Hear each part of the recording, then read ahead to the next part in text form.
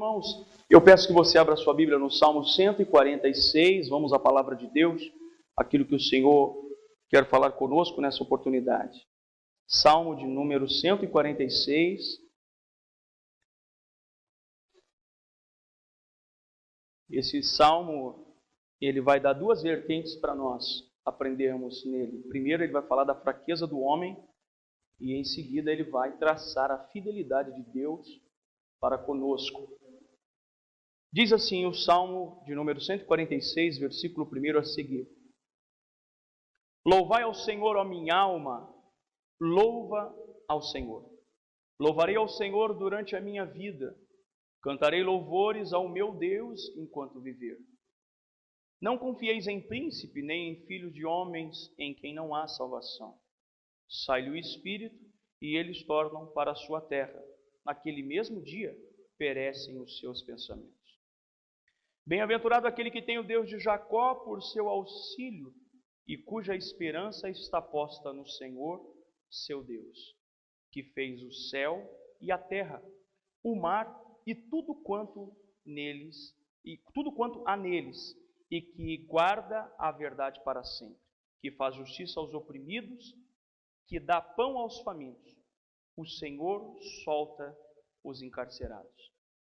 O Senhor abre os olhos aos cegos, o Senhor levanta os abatidos, o Senhor ama os justos. O Senhor guarda os estrangeiros, ampara os órfãos e a viúva, mas transtorna o caminho dos ímpios. O Senhor reinará eternamente. O Senhor teu Deus, ó Sião, é de geração em geração. Louvai ao Senhor. Meus irmãos,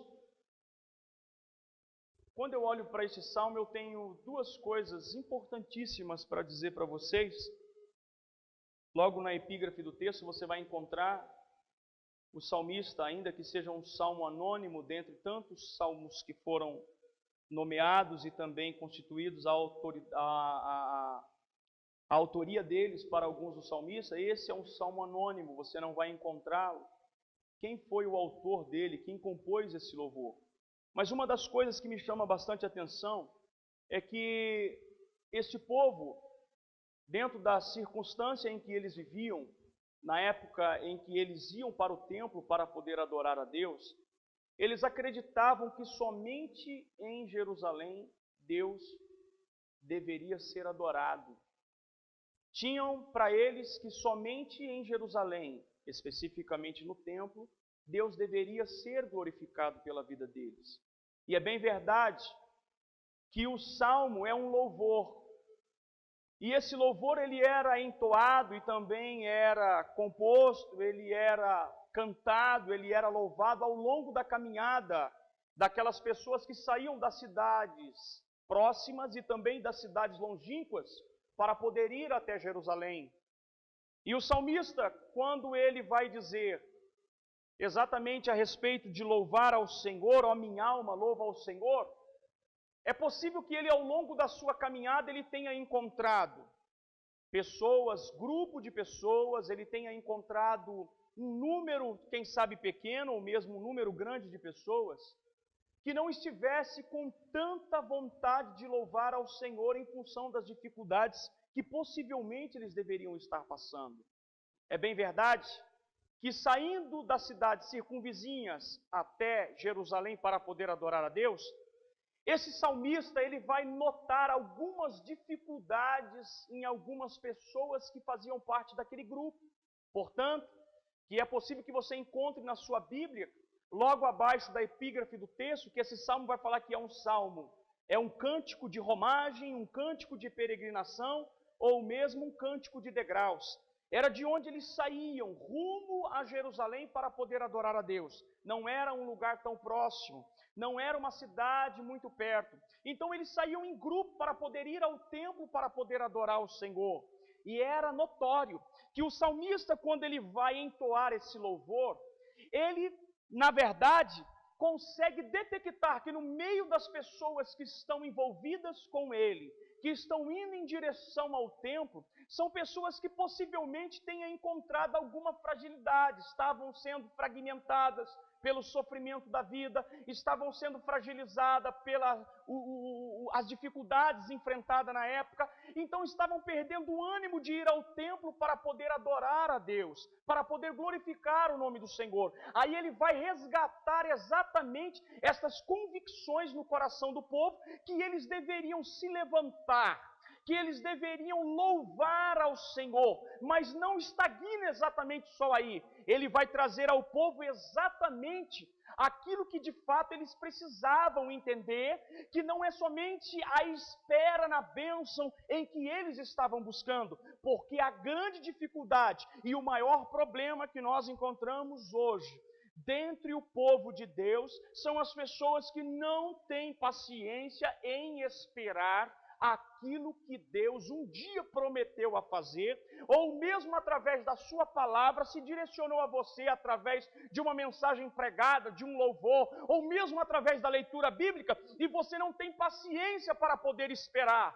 Aí então você começa a encontrar uma série de dificuldades que vão acarretar a sua vida com tantos outros afazeres, então a fraqueza bate a porta do coração e você já não consegue mais ir ao templo. É possível, pastor Otton, que aqui nesta noite, no meio deste grupo de pessoas que temos, nesse número bonito de pessoas que aqui estão, é possível que há pessoas entre nós que vieram se arrastando pelo caminho, vieram enfrentando dificuldades, vieram até mesmo sem vontade de vir, mas por um compromisso que você tem com esta campanha, você saiu da sua casa para poder vir a este templo. Para quê? Para tributar a Deus honra, glória, louvor e adoração. E o salmista vai exatamente detectar isso no meio do povo, em que ele está guiando para ir ao templo para poder louvar a Deus, porque o povo judeu acreditava que somente em Jerusalém Deus deveria ser adorado. Aí ele vem agora mostrando exatamente o seguinte no versículo de número 2: louvarei ao Senhor durante a minha vida, cantarei louvores ao meu Deus enquanto eu viver. Sabe o que eu quero dizer com isso? Independente da circunstância em que eu esteja enfrentando, independente do problema que esteja cercando, rondando a minha vida, a minha família, o meu trabalho, a igreja onde eu congrego, eu não posso parar de louvar o meu Deus. O meu Deus tem que ser louvado por minha vida. Aí ele vai dizer: e não confieis em príncipes. Por que ele vai agora definir a confiança em uma autoridade? Porque a autoridade constituída, humanamente falando, mesmo sendo constituída por Deus, ela é capaz de prometer, mas o cumprimento nós nunca sabemos se ele acontecerá. É possível que nós estejamos esperando o cumprimento de uma promessa em alguém, porque a nossa visibilidade é sempre olhar para aquele que tem, para aquele que pode, para aquele que consegue, aquele que tem influência. Então eles poderão me ajudar. Alguma dessas pessoas pode trazer a mim algum benefício. Aí o salmista vai refutar essa ideia, mostrando a fraqueza do homem. Não confieis em príncipes, porque quando eles morrem, no mesmo dia se frustram os seus planos, as suas promessas. Então eu quero trazer a igreja do Senhor nessa oportunidade a olhar para o Senhor Todo-Poderoso, que é o autor e consumador da sua fé, e só Ele pode fazer a maravilha na sua vida. Somente Ele pode fazer. Mas eles acreditavam que somente em Jerusalém deveria ser adorada. Aí quando eu olho para o Evangelho de João, capítulo de número 4, eu vou aprender uma verdade. A Bíblia vai dizer para mim logo no versículo 1, Jesus saindo da Judéia para a Galileia. A Bíblia vai dizer para mim e para você que foi necessário ele passar por Samaria. Olha só o que eu quero dizer para você. Olhando para o aspecto geográfico, você vai ver numa linha só a Palestina, de um lado a Judéia, de outro lado a Galileia, de onde de fato ele deveria ir, porque o texto está apontando que ele iria em direção a essa cidade. Mas a minha Bíblia e a sua Bíblia vai apontar que ele tomou outra direção, que no caminho em que ele estava fazendo, agora foi necessário ele tomar uma outra direção, porque ele tinha o que fazer em uma cidade chamada Sicar, que pertencia aos samaritanos. E o que me chama a atenção é que o fato daquele caminho traçado por ele, é bem verdade que você olha para esse texto, você vai imaginar, mas se Jesus saiu da Judéia para a Galileia, Qual a razão dele ter deixado a diretriz que fora estabelecida para poder mudar a rota, para poder mudar o caminho? Aí então eu consigo compreender através da exegese do texto.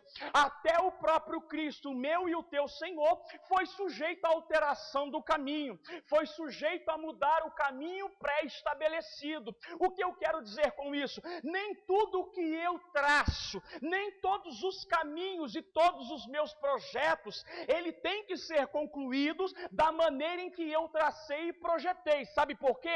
Porque os nossos pensamentos não são os pensamentos do Senhor. Os nossos caminhos não são os caminhos do Senhor, disse o profeta Isaías. Então Jesus sai da Judeia para a Galileia, mas foi necessário ele passar por Samaria. Tinha um objetivo. Quando estava indo a caminho de Samaria, ele orientou os seus discípulos que deveriam ir à cidade comprar comida, porque ele iria continuar a viagem. E o que me chama a atenção é que ele vai exatamente em uma cidade chamada Sicar, aonde havia um poço que Jacó havia cavado e dado ao seu filho José. Me chama a atenção que o fato dele ter chegado à beira daquele poço, ele se assentou porque ele estava cansado do caminho, ele estava fadigado da viagem, ele estava cansado de andar naquele sol caustigante. E me chama a atenção é que ele, ao sentar à beira daquele poço chamado Poço de Jacó, era exatamente o meio-dia,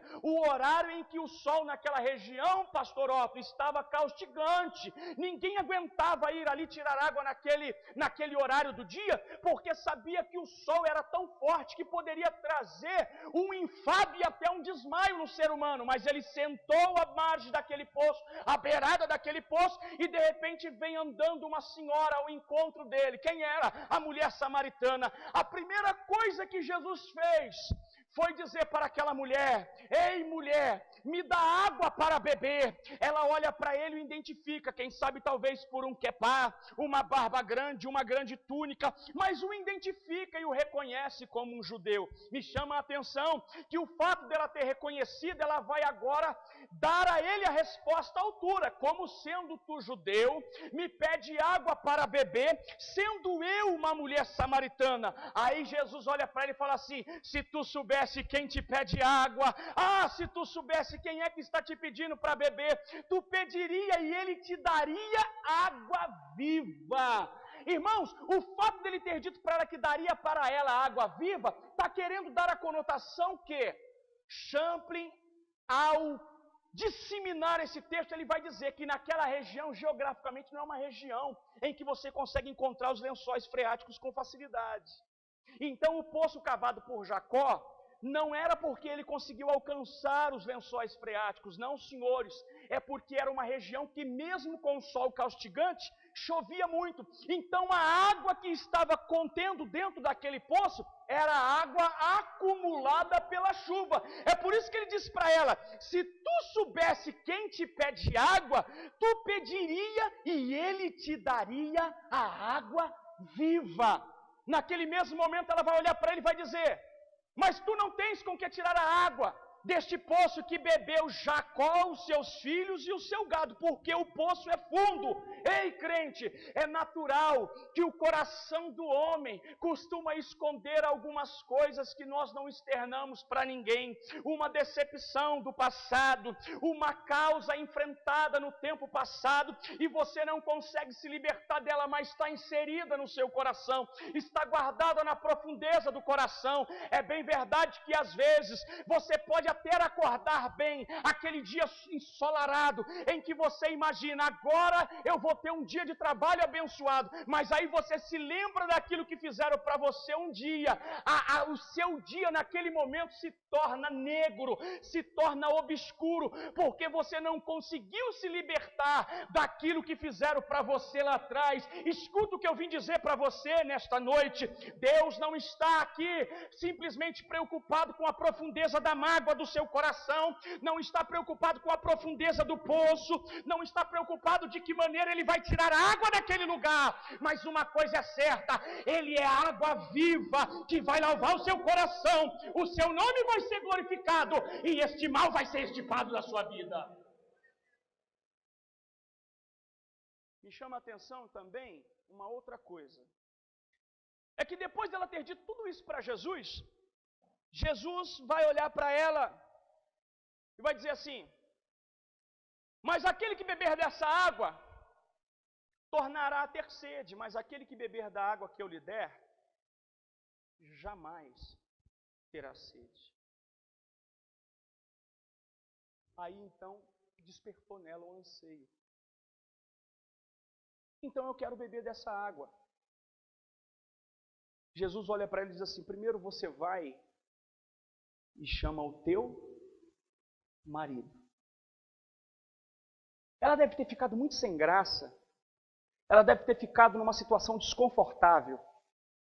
Por que que Jesus disse para ela? Porque ele sabia? Sabia porque ele era Senhor. Mas era notório para qualquer outra pessoa ver uma mulher samaritana andando sozinha. Porque dos pontos da cultura dos samaritanos que se assemelha dos judeus é exatamente de ordem familiar. Por quê? Porque você nunca vai ver uma mulher de família andando sozinha em Samaria. Ela estaria sempre acompanhada, primeiro, com a esposa de outro samaritano, com seus filhos ou mesmo com o seu marido. Jesus, quando chegou para sentar na beira daquele poço, ele percebe que ela está vindo sozinha. Ela teve dificuldade, eu quero acreditar, de responder para Jesus que ela não tinha marido. Sabe por quê? Porque Jesus foi exatamente aonde ela precisava de ser tratada. E vai dizer para ela: aonde está o seu marido? Você vai e chama ele para vir aqui. Ela olha para ele com toda sinceridade e diz: eu não tenho marido. Aí ele olha para ela, pastora Dimar, e com propriedade diz: isto dissestes com verdade. Eu quero abrir um parênteses aqui e falar algumas verdades para nós nessa oportunidade. Não adianta nós ficarmos maquiando a nossa vida diante de Deus. A Bíblia vai dizer para mim que os olhos do Senhor são como chama de fogo. Deus vê você aqui ou acolá. Pode ser que eu não veja, o pastor não veja, pode ser que o presbítero não veja, pode ser que não tenha ninguém vendo, mas os olhos de Deus não conhecem limite, não conhecem barreira, não conhece sequer alguma dificuldade que os olhos dele não podem enxergar. Até porque Provérbios 15:3 vai dizer que os olhos do Senhor estão em todos os lugares, contemplando os bons e os maus. Isso significa que todas as coisas estão patentes aos olhos de Deus. Não adianta você maquiar o seu compromisso com Deus, a sua vida com Deus. Deus está te chamando nessa noite para poder tratar de você e fazer que você tenha uma vida mais íntima dEle, uma vida mais próxima dEle, uma vida que você possa verdadeiramente dizer: estou aqui porque o Senhor entrou na minha vida, me deu água da vida e transformou o meu ser. É isso que Deus está querendo fazer na sua vida. Só que ela deu a resposta dizendo que não tem marido. Ele disse para ela que ela tivesse 5, que tens agora não é o teu. Um outro detalhe eu quero acrescentar para que vocês compreendam o que é o fator adoração nesse texto. É exatamente o seguinte. Ela olha para Jesus, depois de Jesus ter dito isso, e fala assim: Senhor, eu vejo que tu és profeta, mas os meus pais dizem que deve ser adorado no monte, mas os judeus dizem que deve ser adorado somente em Jerusalém. Aí em seguida Jesus olha para ela e diz assim: minha filha, haverá um tempo em que ele não será adorado nem em Jerusalém e nem em qualquer outro lugar. Mas aí ela vai finalizar dizendo: mas a hora vem, e esta é a hora, em que os verdadeiros adoradores adorarão o Pai em espírito e em verdade. Verso 24, porque Deus é espírito, e importa que os verdadeiros adoradores adorem o Pai em espírito e em verdade. Eu quero saber, cadê os adoradores de Jeová aqui nessa noite? Levante a sua mão e diga glória a Deus. Quebrou o protocolo estabelecido pelo salmista, que eles estavam crendo que somente no templo deveria ser adorado. Escute o que eu vou dizer para você. Deus pode ser adorado em qualquer lugar que você estiver, porque Ele é Espírito. Agora, uma coisa me chama bastante atenção, é que o fato do salmista traçar esse contexto, dizendo exatamente que o povo deve louvar a Deus, não deve confiar em homens, mas também deve se atentar para a criação de Deus, ele vai dar a conotação da fraqueza do homem. Quando você olha para o Gênesis de Deus, capítulo do número 1, você vai ver lá, está dizendo no versículo 1, no princípio criou Deus o céu e a terra, porque a terra era sem forma e vazia, e o Espírito de Deus pairava sobre a face das águas. E disse Deus, haja. Esse verbo, haja, no grego, significa criar, dar criação aonde não existe criatura, é dar vida aonde não tem vida, é criar do nada. O meu Deus e o seu Deus é mestre em criar aonde não existe. Talvez você possa estar aqui nessa noite, quem sabe talvez sem amor no coração, às vezes olhando até para o seu cônjuge e dizendo, eu não amo mais, cometi um pecado, casei sem amar. Escuta o que eu vou dizer, o verbo de Deus está aqui nessa noite para poder criar no seu coração aquilo que você não tem. Oh, meu Deus! E Deus criou o homem à sua imagem e semelhança, e depois de ter criado, no primeiro dia criou os minerais, no segundo dia fez divisão entre as águas, e assim foi criando, até que criou o homem à sua imagem e semelhança do pó da terra. Depois de ter criado o homem à sua imagem e semelhança, viu que toda criatura que havia criado não era compatível para conviver com o homem, então soprou Deus em suas narinas o fôlego de vida, e o homem se tornou alma vivente. Fez cair um profundo sono, cerrou da sua costela, criou a sua adjuntora, estabeleceu regras para o homem, depois de ter criado o jardim, e colocou eles para poder conviver lá. Escute o que eu vou dizer para você. Deus colocou o homem, e na viração do dia ele vinha encontrar com eles. E a coisa mais interessante é que Deus, mesmo tendo colocado eles no jardim para desfrutar de tudo que eles tinham, que ele havia criado, e que eles tinham o privilégio de desfrutar, Deus estabeleceu para eles uma regra. Esta árvore que está no meio do jardim, nela vocês não podem tocar. Mas o homem vivia em um período chamado período da inocência. É um período que a criança, ao atravessar a rua, ou você segura nas mãos dela, ou ela entra por uma avenida sem se preocupar. Lembrei-me eu de um fato em Mogi das Cruzes, de onde sou oriundo, numa avenida muito movimentada. Eu fui correndo para poder atravessar junto com meu pai, ele me segurou pelo pescoço e me apertou para que eu de fato parasse. E eu parei bem na beiradinha assim. Aí eu olhei para ele, ele disse para mim assim, é melhor você perder 1 minuto na vida do que perder a sua vida em 1 minuto. O que eu entendi daquilo? Limite. Eu tenho que aprender a respeitar limite. Mas me chama a atenção que o anjo caído do céu, chamado Satanás, agora ele entrou numa serpente e começa a dialogar com Eva. Ela não conhecia, ela não sabia quem era o demônio, ela não sabia o que era o Satanás. Então Satanás entra numa serpente e agora começa a conversar com Eva. Eu vou dizer uma coisa para você, que diálogo eles tiveram eu não sei. Qual foi o teor da conversa na íntegra? A Bíblia só aponta um detalhe.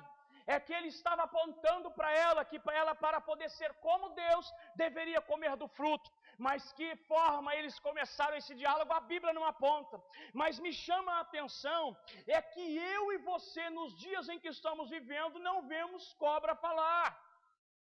Porque cobra não fala. Mas eles viviam num período chamado inocência. Então fez com que ela fosse ludibriada, comeu do fruto, depois de ter comido o fruto, agora leva para o seu marido come do fruto. Na viração do dia, Deus vem visitar e pergunta, Adão, onde estás?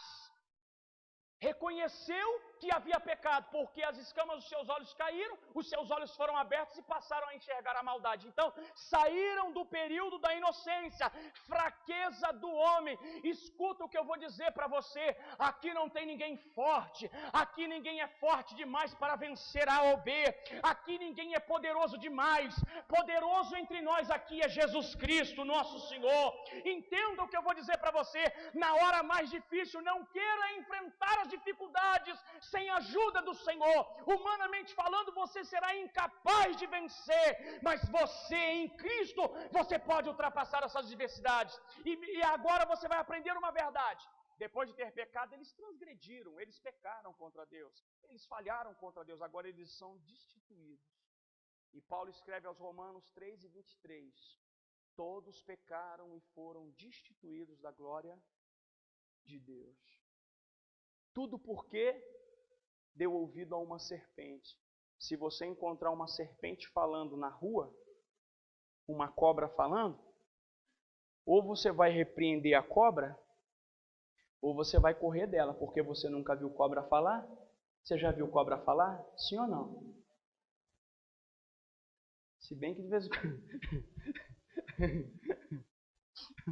de vez em quando... De vez em quando aparecem umas cobras. Aí a gente precisa dar um jeito de eliminar elas. Você nunca viu cobra falar.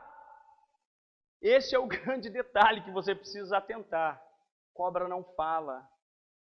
E ele, quando se deparou com essa circunstância, já estava fora da presença do Senhor. Agora eu vou mostrar para você a fraqueza do homem, mas uma coisa eu tenho para dizer para vocês. Deus não desiste da minha e da sua vida. Diga para o crente do seu lado, Deus não desiste da sua vida. Deus não desiste da minha e da sua vida. Em seguida, mesmo o homem, depois de ter caído, agora ele vai traçar um plano para trazer a humanidade à tua presença, mostrando que ele não desistiu daquilo que ele havia feito. Então ele enviou os patriarcas, começou com Noé, Abraão, Isaac e Jacó, e depois entraram os reis, depois entraram os profetas, depois entraram os sacerdotes. Todos eles vieram anunciar para trazer o povo, pastor Otto, a presença de Deus novamente, e nenhum deles deram ouvido àquilo que de fato eles estavam fazendo, falando e pregando. Se você olhar para a história de Noé, 120 anos construindo a arca, quem é que se salvou? Só se salvou Noé e a sua família. Pode falar o que for desse homem chamado Noé, para mim é o maior pregador da história, para mim é o maior pregador da Bíblia. Eu não consigo enxergar, pastor, mas tem Paulo, tem Pedro, tem tantos outros homens, respeito esses homens, mas para nós que somos líderes, irmão Otto, para nós, pastor Admar, que somos pregadores do Evangelho, para mim o maior pregador da história se chama Noé. Sabe por quê? Ele pode não ter ganhado ninguém de fora, mas não perdeu ninguém que estava dentro. Não adianta você ganhar o mundo inteiro e perder a sua casa. Não adianta você ganhar todo mundo lá fora e perder a sua família. Escuta o que eu estou dizendo para você. Foi o maior pregador da história. Então fica essa mensagem de Deus para o seu coração. Não estava no meu script, não estava no meu programa, mas cuide da sua família, que é o maior bem que Deus te deu. Satanás pode rondar, pode cirandar, pode se levantar, pode atacar, pode fazer o que ele quiser, mas se você canalizar a sua força em Deus para poder cuidar da sua família, ele pode vir do jeito que ele quiser, a sua família vai estar guardada em Deus. Levante a sua mão e diga glória a Jesus. Aleluia! Pastor, o senhor não pode imaginar a minha felicidade de estar aqui pregando na igreja que o seu filho pastoreia hoje. Eu cheguei aqui hoje, Otto, fiquei olhando para você e me lembrei de um fato que aconteceu domingo na igreja, que estou pastoreando lá em Taubaté. Eu me arrumei para ir para a igreja, e aí o meu filho ficou me sondando. Eu ia no banheiro, 8 anos. Ele foi atrás de mim, fui para o quarto, ele foi atrás, e ele está me sondando. Ele viu que cor que era a calça que eu estava colocando. Ele viu que cor que era a minha camisa e viu a cor da gravata. Aí ele me deixou sozinho, foi lá e falou para a mãe dele, eu quero me vestir igual meu pai hoje. Aí ele veio, colocou a calça, colocou a camisa. Ô pai, ficou bonito? Falei, rapaz, você está lindo. Ele disse assim, mas está faltando uma gravata. O senhor não tem uma gravata para me emprestar? Irmão, o maior bem que você tem é a sua família. O maior bem que você tem aqui é a sua família. Escute o que eu estou dizendo isso para você. Meus queridos, quando você vai entender que esse texto vai demonstrar que Deus não desiste de resgatar aqueles que são seus, eu vou aprender mais uma outra verdade. Depois de Deus ter utilizado todos os meios, formas, entre os patriarcas, reis, profetas e sacerdotes, para trazer o povo e os juízes, para trazer o povo perante ele, houve o período intertestamentário, onde Deus se calou, não falou com o povo, no período de 400 anos. Depois começam os evangelhos, falando de João Batista, aquele que pregava no deserto, aquele que não via dificuldade, não via multidão, não via grandes templos, não pregava na porta do templo e nem na mesa de Herodes, era aquele que estava pregando no deserto. Fazer parte da igreja de João Batista não era fácil, irmão Otto, porque a igreja dele não tinha um lugar confortável para sentar, não tinha um lugar confortável para que ele se acomodasse, não tinha um som refinado como esse que estamos utilizando aqui nessa noite. E a mensagem dele não era uma mensagem calentosa, não era uma mensagem que via para poder acariciar o povo. Ele só tinha uma diretriz de mensagem: arrependei-vos, porque é chegado o reino dos céus. Não tem outra mensagem na história de João Batista a não ser: arrependei-vos, porque é chegado o reino dos céus. E ainda tem muito mais, sabe o que? Raça de víboras, porque fugir da ira vindoura. Por quê? Porque a igreja dele era exatamente a igreja do deserto. E me chama a atenção que muitas pessoas iam lá, porque ele veio como precursor de Cristo. E lá em João 3,16, você vai enxergar: Deus amou o mundo de tal maneira que deu o seu Filho unigênito, para que todo aquele que nele crê não pereça, mas tenha a vida eterna. Para resgatar o povo.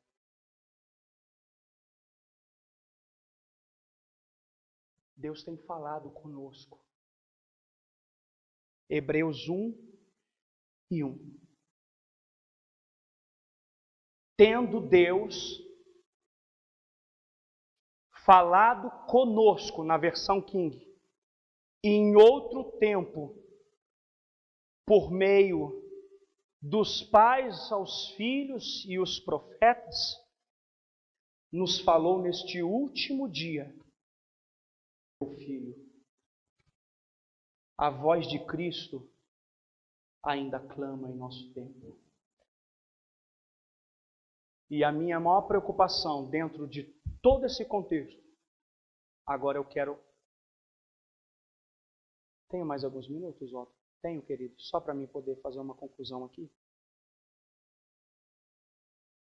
Tema dessa mensagem: trocando o melhor pelo bom. Tem muita gente vivendo aqui na igreja, mas estão insatisfeitos. Tem muita gente vivendo nas igrejas e estão insatisfeitos. Que é isso, pastor? Calma aí que eu vou explicar para você. Quando eu olho para o livro de Lucas, capítulo 15, eu vou enxergar uma história. E essa história vai falar para mim e para você de um jovem chamado filho pródigo. O filho pródigo vivia na casa do pai, comia na mesa real, desfrutava dos prazeres que o pai havia conquistado ao longo da sua história e dos anos. Tinha ele os privilégios, tinha ele servos, tinha ele empregados, tinha ele pessoas subordinadas à sua ordem. Mas o irmão João, depois de ter escrevido a sua primeira carta, a carta no capítulo 2, versículo de número 16, ele vai traçar 3 coisas que fazem as pessoas ficarem insatisfeitas e trocar o melhor por aquilo que é bom. Ele vai dizer assim com muita propriedade. Eu quero ler com você para mim não perder nem uma vírgula. Porque tudo que há no mundo, há concupiscência. Aí ele vai falar da concupiscência da carne, concupiscência dos olhos e a soberba da vida. O mundo só tem a lhe oferecer luzes, o mundo só lhe oferece cores, o mundo lhe oferece flores, o mundo lhe oferece fantasias, o mundo lhe oferece flashes, o mundo lhe oferece fama. É possível que aquele moço que estava vivendo dentro da casa do pai, estava comendo na mesa real, estava desfrutando dos privilégios conquistados pelo pai, não estava satisfeito de viver lá, porque os seus olhos estavam canalizados para uma outra vertente. Estava enxergando os outdoors da vida, estava enxergando as informações transmitidas pelo mesmo, estava vendo aquilo que o mundo poderia oferecer. Então agora ele se dispõe a ir até o seu pai e dizer para o seu pai: pai, eu quero que o senhor dê a minha parte da herança. O pai, sem titubear, deu a ele a parte da sua herança. Ele segurou ela em mãos, não sei quantos dias ele ficou ainda em sua casa, mas agora ele sai da casa do pai para poder ir fazer aquilo que o mundo estava oferecendo para ele. Aí então eu consigo entender que existem muitas pessoas trocando o melhor por aquilo que é bom. Existem muitas pessoas deixando o melhor de Deus por aquilo que é bom, que o mundo oferece. Portanto, aquele moço saiu e foi gastar todo o seu dinheiro dissolutamente. Ele estava gastando tudo aquilo que o seu pai havia conquistado, tudo aquilo que o seu pai havia adquirido ao longo dos anos. E ele gastando esse dinheiro, era bom ele gastar dinheiro, era bom. Por que era bom? Porque lá ele gastava do jeito que ele queria. Na casa do pai, ele tinha regra. E eu quero lembrar você que quando eu falei logo no início que Deus estabeleceu aquela árvore no meio do jardim como uma regra, como um limite, é isso que nós precisamos aprender a respeitar. Os limites estabelecidos por Deus e as regras estabelecidas por Deus para com as nossas vidas. Porque era bom ele estar fora da casa do pai? Claro que era bom. Fora da casa do pai, ele poderia beber. Na casa do pai, ele não bebia. Era bom ele estar fora da casa do pai? Era bom. Porque fora da casa do pai, ele poderia se drogar.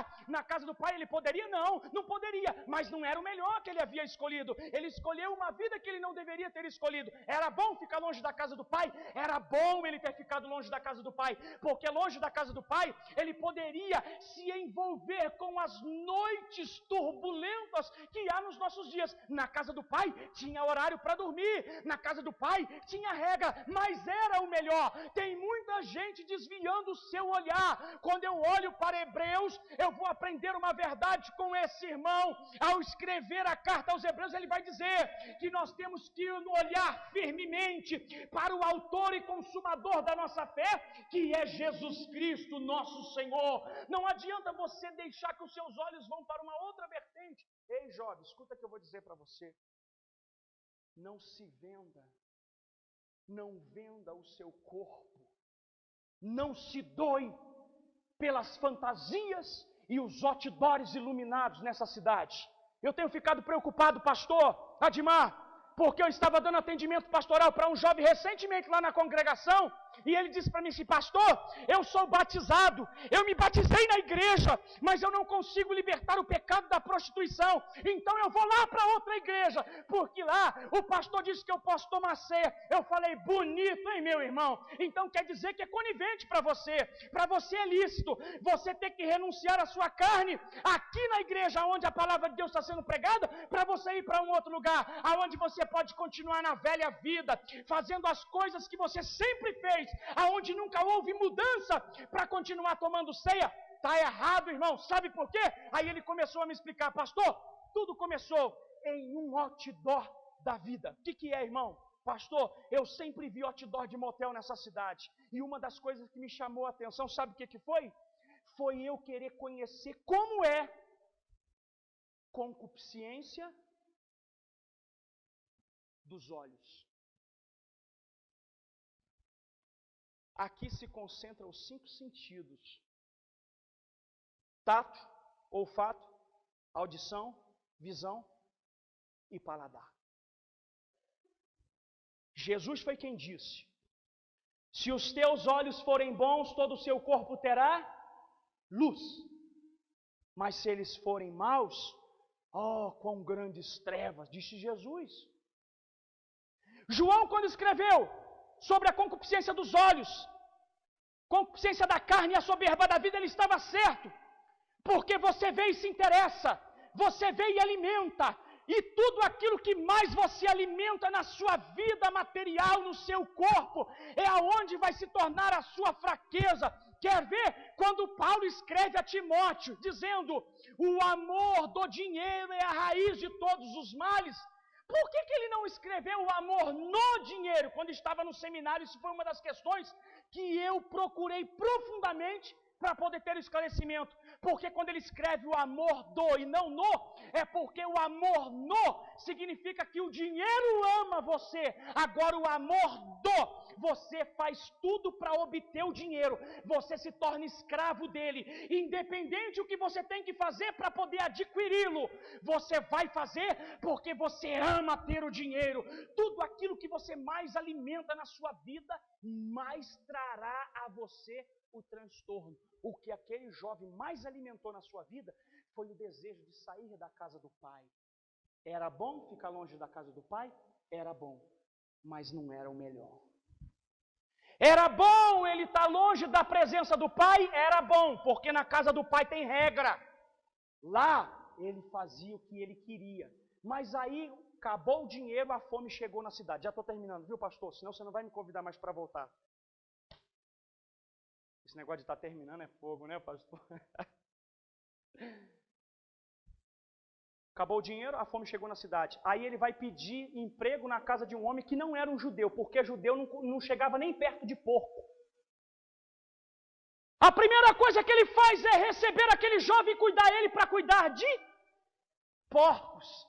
E ele sentiu o desejo de comer as bolotas, as alfarropas dos porcos. Por quê? Porque não tinha o que comer. Para um judeu cuidar de porco e comer a bolota dos porcos era a pior coisa para um judeu, porque eles não comiam carne de porco e porque tinha a unha fendida e ele não ruminava. Agora ele vai cuidar de porcos? Absurdo! Ainda tinha que dormir com o ronco do porco. Não sei porquê, pastor, mas Deus me trouxe aqui nessa noite para poder te dizer umas verdades. Você está pavimentando na sua cabeça o caminho que você tem que trilhar. Você está pavimentando no seu coração, já traçou o objetivo que você tem que discorrer. Irmão, imploda essa estrada pavimentada na sua cabeça. Tira este caminho, tira estas ações que você tem que praticar da sua vida. Você escute o que eu estou dizendo, é a voz de Deus falando com você. Não adianta você querer deixar a casa do pai por escolher aquilo que é bom. Você pode até escolher aquilo que é bom, mas você sem dúvida nenhuma vai descer ao mais baixo nível moral, social e espiritual. Sabe por quê? Porque o jovem estava na casa do pai, comendo do bom e do melhor. Desobedeceu, ele desceu. Mas aí existe um detalhe. Ele se lembrou que até os jornaleiros do seu pai tinha pão em abundância. Aí ele diz: levantar-me-ei e irei ao encontro do meu pai. Ele deveria ter pensado: que forma eu serei recepcionado? Com uma vara? Mas ele foi, independente do jeito que eu for recepcionado. Quando ele olhou o seu pai de longe, não sei se na janela, na porteira da fazenda, não sei aonde, que simboliza a tipologia de Deus me recebendo e recebendo você. Um homem que é sujeito à fraqueza. Está entendendo agora o Salmo? Fraqueza do homem, fidelidade de Deus. Deus não desistiu da sua vida. Diga para o crente do seu lado: Deus não desiste de você. Diga para ele: ainda que você seja fraco, Deus não desiste de você. Oh, Rabachuricova Rabachai. Ele volta agora e quando ele vê o seu pai ao longe, ele vai correndo, dá um pulo, abraça o seu pai e diz: pai, eu pequei contra os céus, contra o Senhor. Me perdoa, faça-me com um dos seus trabalhadores. O seu pai nem respondeu para ele, só gritou para o criado: ei, traga roupa nova. Ei, traga o anel. Ei, traga a sandália. Pega o melhor novilho. Vamos fazer uma churrascada para todo mundo dessa casa. porque o meu filho que estava morto reviveu. A igreja de pé em nome de Jesus. Posso orar com eles, pastor? Posso orar, pastor? Oh, Jesus do céu. Meus irmãos, Deus falou contigo nessa oportunidade. É hora de você entender o que Deus falou no seu coração. Sai do seu lugar e vem aqui à frente bem rapidinho, em nome do Senhor Jesus. Pastor, Deus falou comigo em um ponto dessa mensagem. Então eu quero lhe convidar. Faça esse som bonito, meu filho, em nome de Jesus. Eu sei que Deus me trouxe aqui para poder alertar você. Você não pode ser ludibriado pelas luzes e as cores, as fantasias deste mundo. Mas você também não pode se martirizar pelas suas fraquezas, suas falhas. Eu estou aqui nessa noite lhe apresentando um Deus que está aqui pronto para poder lhe ajudar. Sai do seu lugar e vem aqui à frente agora. Nós vamos orar juntos. Venha, bem rapidinho. Vamos orar juntos em nome de Jesus. Isso. Venha, bem aqui à frente. Eu não gostaria que você saísse daqui, se Deus falou com você em um ponto dessa mensagem. Pastor, é minha casa, pastor, eu não sei o que eu vou fazer. Deus sabe, vem cá, em nome de Jesus. Glória a Deus. Ó, Tom, desculpa, me perdoa, eu estava com essa palavra. Me perdoa, não, Senhor, me perdoa, glória a Deus.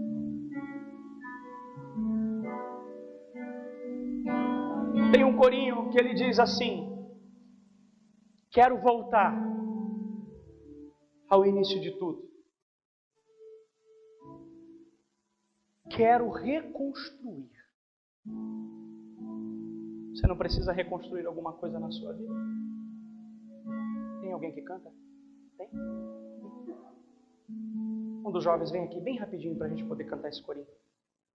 Quero voltar ao início de tudo, encontrar-me contigo, Senhor.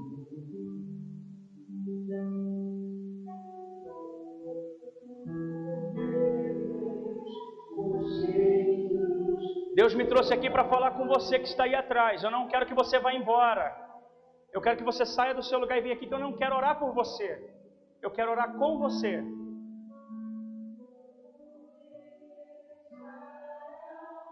Caminho. Você pode estar aqui hoje com aquele sentimento, aquele peso no coração, dizendo: meu Deus, eu não sei o que fazer. Não, olha só como é que o Senhor está. Olha aqui para mim por um instante. Olha para mim. Olha como é que estava o pai. Olha aqui como é que estava o pai. Olha aqui, por favor, eu preciso que você olhe para mim. O pai estava assim, ó, esperando o filho. Venha, venha, venha agora. É hora da reconstrução. É hora de eu fazer coisa nova na sua vida. É hora de eu trocar as suas vestes que estão manchadas. É hora de eu te limpar. É hora de eu calçar os teus pés feridos do caminho. Eu quero calçar você. Vem cá em nome de Jesus. Deus está falando ao seu coração nessa oportunidade. Adeus.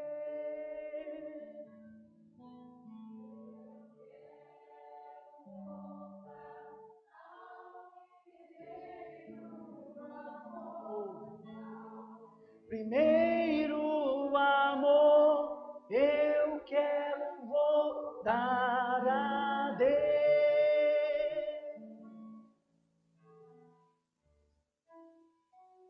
Feche os seus olhos que eu quero orar com você nesse instante.